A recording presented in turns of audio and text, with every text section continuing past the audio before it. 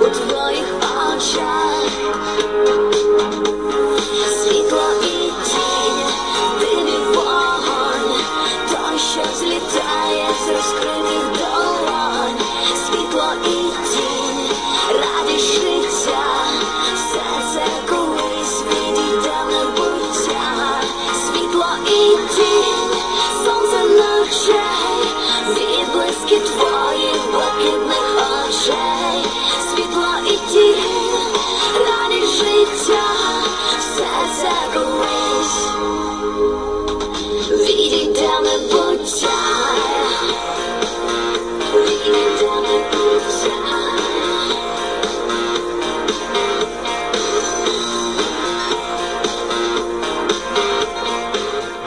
E for eraser. The way that the eraser tool works is if you're on a background layer, it will essentially just paint in the background color, but I assume that's not what you're going to be using it for. Let's assume you're on a normal layer. All that you do is you click and drag, and it erases out that part of a layer. So let's say we were trying to remove this motorcycle right here. You can right-click and it has all of the various brush options. There's nothing that different right there. You can lower the opacity of it, and you can actually lower the opacity for all of the different brushes just by either going up there or by doing something such as hitting 0, 9, 8, 7, 6, 5. And just by hitting those, it will change it in 10% increments right there. So the eraser tool, very basic. It lets you erase. The background eraser tool, what you can do is you can hit Alt, click, and then it assumes that's the background, and then you go over and you can try erasing out the background. And you know what? Best of luck to you. I never use this tool because it's awful. It just tries to guess too much and hasn't been updated in many versions because it's not the way that any professional really goes about erasing. You can change the options up here, but let's be honest, it's just you in a recipe for disaster. The other thing, the Magic Eraser tool allows you to click sections and it will delete out those sections. And again, I would warn you against using the Magic Eraser tool because even though it's a conceptually simple tool to understand, and it is, it's a very simple tool to understand, you're not going to get great results. Like, you could tweak this out a bit, maybe. I don't know. No one I know really uses it. Right-clicking doesn't give you any extra options. That should be a red flag right there from the get-go.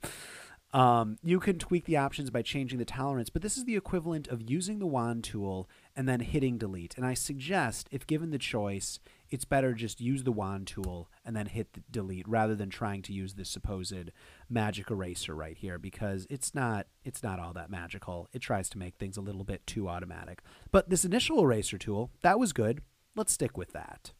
For the full 4-hour Photoshop crash course, click on the link below. And to get more of the tools, just click on this link inside of the video. The hand tool, located right here, or by pressing H, allows you to move around the canvas when you're zoomed in. So let's say you press Ctrl+ a couple of times to zoom in. Notice how I'm able to just click and drag in order to move it. Now, fact of the matter is, it's very rare that you're actually going to go and use this this hand tool if you actually know what you're doing. The way to get to it and the way that you should use it is just by pressing and holding down spacebar. And by pressing and holding spacebar and then clicking and dragging, the mouse immediately jumps to become the hand tool. So is there any advantage to using the hand tool? Well, there's a couple of things in the options bar, such as show actual pixels, Control 1, or fit to screen, Control 0, or fill screen, all right, that one's not that great, or print size, Control 1. You can also get the various shortcuts just by going to View right here. There really isn't any advantage to using this.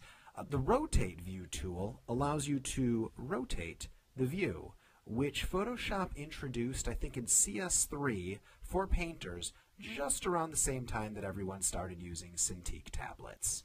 If you end up rotating the view like this and you want to set it back to normal, go to your Rotate tool by pressing R for rotate, and just hit Escape.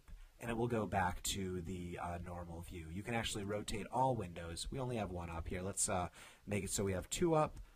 I'm just going to rotate all windows, and you'll notice that they all do that at the same time, which is cool, if not necessarily useful, as I've found. Maybe other people use it in some way. I'm sure there's a reason they have that. So those are those two tools. For the full 4-hour Photoshop crash course, click on the link below.